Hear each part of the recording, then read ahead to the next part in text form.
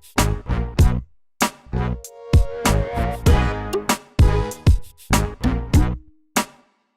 right, welcome to RSG, a moment in boxing with Darnell and DeVon. I was going to kick it off before I hand it over to my homie, to the man who handles the boxing hour. I just want to say, check us out on realsportsguys.com. We got a lot of changes. You have access even to this podcast and other ones that are video podcasts that are coming through RSG Media, through Real Sports Guys TV on YouTube, as well as links to Blog Talk Radio, as well as to our other social media platforms. So make sure you check that out. If you can give us a review, we love to get those fives. We love to get those fives, support the movement that we have going on. So further ado, I'm handing it over to the homie so we can talk a little boxing. All right, ladies and gentlemen, boys and girls, cats and dogs, how you guys doing this evening? We had a fight last week. We had the return of Keith One-Time Thurman. And in the second round, it seemed like he was living up to his name. He hit him with the check hook on the back end, and it looked like it was only going to take one time for him to get him out of there. But Lopez got up. He was outboxed for pretty much most of the fight. And in the seventh round, there was a turn that made all boxing fans stand on their feet. Made their hearts pump a little faster, beat a little faster. What do you think about this performance in this fight, DeVon? Well, it was that's the reason why they call him the Riverside Rocky. In some ways, Keith Thurman was like Apollo Creed in Rocky One, patting him, blah blah blah blah, and then there was a moment where Rocky was like, "I'm not going down again," and that was, and it was hard because you got to think about the backstory. His trainer, legendary trainer, Robert Garcia, was supposed to be at his daughter's 16th birthday, very special birthday. Decided to come to the fight to support this guy, this very important fight. And this guy goes down early. And then I was like, Robert didn't leave his daughter for this. I got a retweet, I think, from Dougie Fisher or some other folks on it. I mean, it was like, this could have been a disaster, for this young man. But he stayed on it. And then it looked like he was going to put Keith Thurman away. And I was like, oh, my goodness. It was just an incredible fight all the way to the end, Thurman showed some heart because he was just holding on in that seventh round. It looked bad, looked real bad. And I think the ref, he would have been vindicated if he stopped the fight. I don't think too many people would have been complaining if he would have stopped it, the way he was wobbling around there. Yes. Yeah, man. But I will follow up for you. Where do you think Robert Garcia ranks among the great trainers in the sport? Wow. I mean, he's had a number of champions, including his brother Mikey. You got. I mean, if you think about the history, you think about people like, Angelo Dundee, and you think about. Oh, I'm talking about right now. Or in terms of right now, I think you got to put him near the top. I mean, I think when you think about not only his champions, but his ability to develop fighters. When you think about and you see fighters leaving and he's refurbishing. So you think about those categories, those top prospects and how he gets them, the ability to take a guy who was on one path, like you think about what he just with Josito Lopez, and repackage them and get him up, and then these top flight fighters. And so his ability to work across different kinds of fighters and still produce good efforts, you got to put him in, in that top, one or two or three when you think about, those, when you think about, top fighters. Freddie held on to that for so long, but Freddie's kind of waning, and I think you see Robert as that guy. Now, it all depends on what Mikey does, right? Yep. If Mikey does well against Errol Spence, that shoots Robert into a whole nother level. All right. Me personally, I have Robert at number one right now. He's the number one trainer in the sport, in my opinion. And also, to piggyback on what you said, I don't think Freddie was ever the number one trainer, because I think Robert having it right now. Before Robert, I think it was Floyd Sr. And before Floyd Sr., it was Emmanuel Stewart. Before Emmanuel Stewart, it was Eddie Futch. Before Eddie Futch, you had oh man, there was a lot of trading before them. But that's where I think it was. But where do you think Keith Thurman should go after this fight? What do you think should be his next move? Well, I mean, we got to be fair to him. 2-year layoff. So I think this was a perfect fight for him after a 2-year layoff. I think he was tested in a lot of different ways. I don't think he should go right into – I'm not sure if he should be going to Pacquiao right now. I think he has another fight where it should be a very competitive fight because it's part of it is just staying active. But I think a Pacquiao fight, if he can get a fight, in the next – 3 to 4 months, maybe around that, that May, June run where you have a fight, where you can get something in that area. And then maybe look at a Pacquiao or somebody, in that early September run where we have those boxing. I think that's where I think he should step it up. I think he should get one more fight because he just has to get, he was recovering. So it wasn't like he was boxing all the time. So now he's in his boxing run. I think he needs to get another fight that will challenge him the way this fight challenged him, and then go for, a unification in a way. It could be Pacquiao if he gets enough time to train. I just don't think – not a champion, though, so that's not a unification fight. Yeah, but I think that's a step-up fight, right? But I don't know if that's the right step-up fight. And then I think you look for a unification either late in the fall, October, or early 2020. That's the way I would look at it. If he can get the Errol Spence, mega, even though he's running from Errol. I'll say he don't want that. He don't. Well, he say he ain't running. But if you can get that, if you can get one of those, one of those belts where you are working toward unification early 2020, I think that's the timeline on after being off 2 years. Right. I think that's good. Good analysis. And where do you think Josecito should go from here? I think he's ready continue to be ready for top fights. I think one of the things Robert has to really think about is you don't want him to fall into that category where, he's someone who's elevating some other upcoming star, because that could be a very dangerous place to be in. I think that's where Robert needs, huh? That's where he's been at. I know that's where he's been at. But if you want him to break through, you gotta really. You keep getting these kind of tough fights. He's got to find a way, if he wants it to break through, he's got to figure out you got to win. You got to see your arm raised. So if he can find another tough fight that can also allow for his arm to get raised and then come back and find a way in another championship fight, that's what I would do him. But you got to get your arm raised, to continue to get the confidence.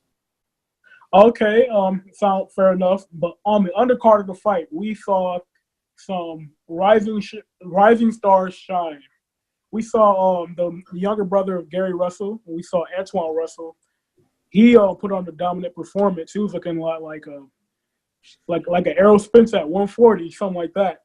We saw Christopher Little B-Hop Colbert, and we also saw Adam Konecki. All of them put on very good performances. They shine bright. What do you think? What is your recap? Yeah, I think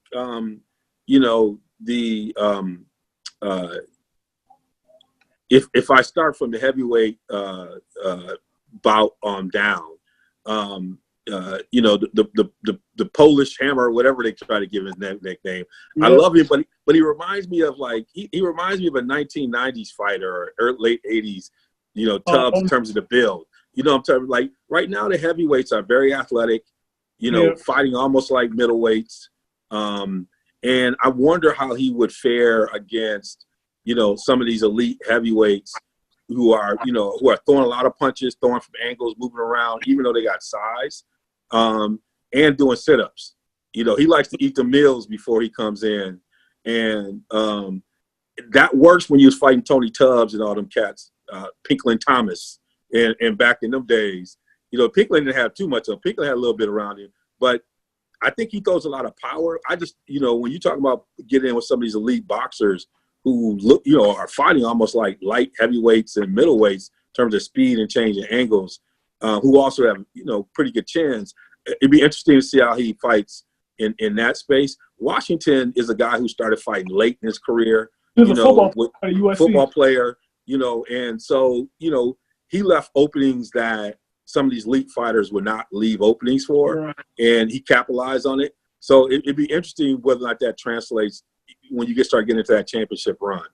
I say, and for young Russell, Antoine. And young Russell, I think he's great. I think the biggest challenge is, he can't be like his brother. I mean, he's got to be active. Yeah.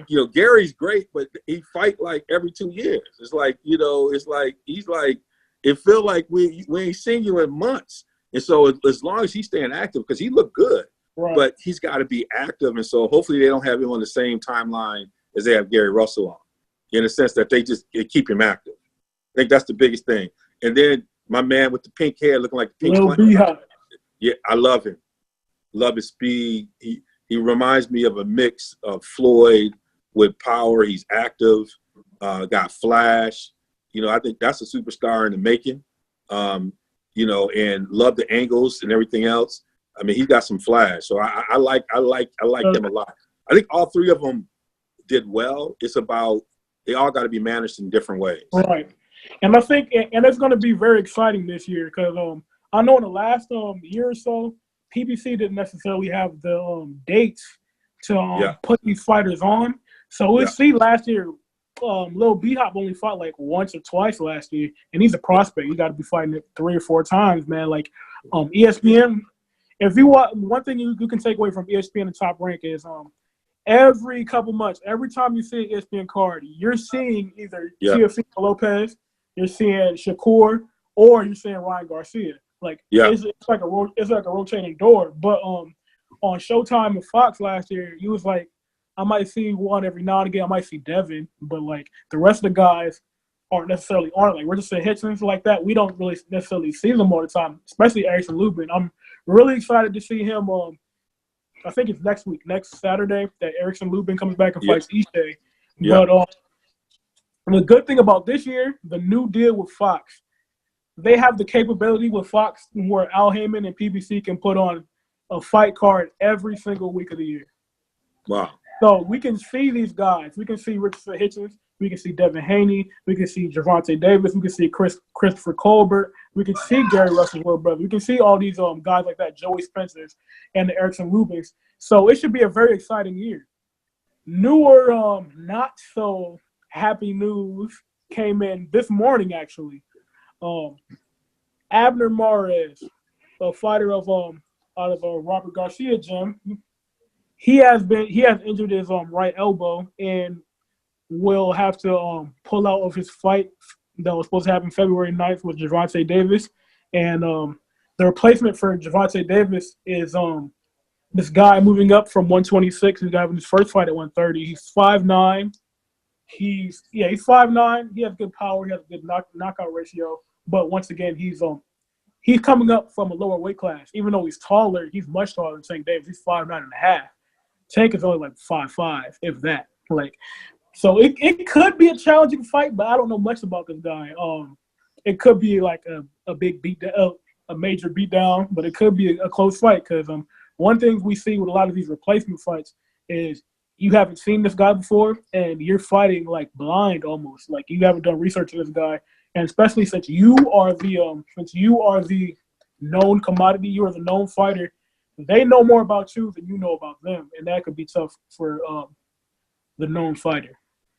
What I would say is what's great about this, because you and I had a discussion about him going up in weight and size. What this is a good thing for us to see is how he would fight against a taller fighter, and how he might fight against someone who has a bigger frame, as it might project to him moving to a higher weight, which is a good thing. I mean, I think a lot of people. You looking on Twitter, I was following Dougie and a couple of people, and folks were talking about Abner ducking. Who he never ducks anybody. If he's hurt, he's probably legitimately hurt. It's not someone who ducks fights. He fights a lot of tough fights, but I think the beauty of this is to see how Tank deals with sudden change, and also how he deals with size, so that we can get a sense of how would he fight a taller fighter if he were to move up weight. How would his power translate with someone who might have a little bigger framework? I think that would be I think that might be the interesting aspect of this. Right. And interesting news, Bob Arum, Uncle Bob. I love that. Uncle Bob. Yeah, he came out and flat out said that he is the one that killed the Manny Pacquiao versus Terrence Crawford fight back about 3 or 4 years back. So what do you think? What do you think about it so far? Well, I love watching that interview. Well, he did the right thing to kill it because one of the reasons why he killed it because he said if you look at the interview, he said it would not have ended well. He knew what would happen, and you and I knew what would happen. You know, when you start getting into the Errol Spence, you and I talked about this before in the Crawford range. These are straight killers. I mean, if you saw that little exchange between Crawford and Errol Spence, where Crawford was saying that he was fat and everything, like these guys are straight killers, and like that's a whole nother level of putting you in permanent retirement. And Bob Arum is a fight maker for a reason, and he knows when there's a bad matchup. And he was good, especially at that time. He was good to put a nix on that because Crawford's not somebody to play with. Right. I'll throw another layer in here. Do you think Terrence Crawford made a mistake last year when he re-signed with ESPN and Top Rated Boxing because of a guy like Bob Arum taking fights away from him like this that would enhance his profile? Like, do you think this would happen on like a different if it was a different promoter, if it was with DeVon, Eddie Hearn, if it was with like a guy, if it was with PBC and Showtime or Fox, do you think this would happen, or do you think Bob would interfere with other fights in the future? Well, I mean, Bob is a championship builder. And so I think I know what you're talking about with it. The beauty for Terrence being on the worldwide leader in sports is that's a marketing opportunity. You know, if you're talking about long-term money and being able to have exposure, one thing about ESPN is they're stars makers. And, it's a machine. So, for Terrence, I think you're right with the big money fights. But I think part of being in that brand was the powerful engine, when ESPN and Stephen A. and all those guys – and, probably soon Max will be part of that. When those guys are pushing you, the marketing opportunities, the ability to have exposure, build wealth, be part of that enterprise, I think was part of the decision-making. But I agree with you. I mean, Arum's going to be a little bit more cautious because I think he's trying to set up and find the space with the big fight. And I think the other point that might be good with it doesn't give him as much independent control because it probably some of those other things you can start to do the Floyd type deals. But anytime you're able to leverage that powerful machine at ESPN, that's a game changer from a marketing standpoint and Madison Avenue. But from my perspective, ESPN doesn't necessarily they're a big company, and of course they're the worldwide leader in sports, but at the same time they don't necessarily prioritize boxing like Fox does and like DAZN does, but when you're on the ESPN streaming, there's no more eyeballs on you on a casual viewer. But when you're on ESPN, sometimes they might put you on ESPN Plus, and then that limits it. Like his fight against Jeff Horn. Yeah, but right now that's the largest growing streaming service in the world right now. Like they put you their subscriptions is going up, right? So like the eyeballs on you from the casual fan. I mean, I have ESPN Plus. You're gonna that casual fan's gonna know you. Yeah, and 2 million people saw the Terrence Crawford versus Benavidez fight, and 2.7 saw Keith Thurman's fight before. So I think it's pretty much even. It's not even, but it's about even because of the promotion, the level of promotion that ESPN puts into it. Because ESPN, they'll only show advertisements and stuff like that 2 or 3 days before the fight. Like, to be honest, I didn't even know Sergey Kovalev was fighting tomorrow. Not that I care about that, so Sergey Kovalev is fighting tomorrow, but still at the same time, I didn't know he was fighting. Like, they didn't talk about it. There was no press, no push for it at all. But they're already Fox will talking about show Terrence stuff during Crawford, though. football games. But if you notice that they're already talking about Terrence Crawford. They've been building up Terrence Crawford, and Terrence Crawford's going to end up. He's going to be on what? First Take. He's going to be on Get Up. On First Take. Huh? They show PBC commercials on ESPN. Yeah, but I'm understanding that. But I don't think you can go wrong with that exposure if you play it right. If you Terrence Crawford, I'm an Al Heyman fan. I'm an Al Heyman fan. Right. But I'm like, you can't go wrong with, every time you turn around, Stephen A. saying your name. It should be like that, but it's not like that. Like it should be ESPN should be I don't think ESPN uses their the marketing of the fights the way that they could be. Like, but you also got to understand when they started this, one of their best boxing resources was connected to HBO. So now you depending on how they use Max, you know what I'm saying? When they started doing this, Max Kellerman was on HBO. Now HBO is out. I don't know. Hopefully part of the plan is how do they expand Max, and Max understands that. So, being able to leverage probably your best boxing resource, they couldn't really leverage him because he already had a contract on the boxing side with HBO. So as they were building this, I don't think they had all their pieces. I think they're in it for the long run. I agree with you on other things for PBC and Crawford's got to figure that out. I mean, because I think they're doing some new things in the zone. I agree with you on that, but I wouldn't necessarily say it's always a bad idea to be associated with a large brand like that. That's I don't think the zone would be a good option at all as far as the welterweight division. If he was at 160, that would be a different story. That'd be a different story. Welterweights, no, there's nobody over there. Yeah. But I think that'll wrap it up for today in our boxing moment. Signing off. Thank you, brother. Good job, man. We'll be the captain.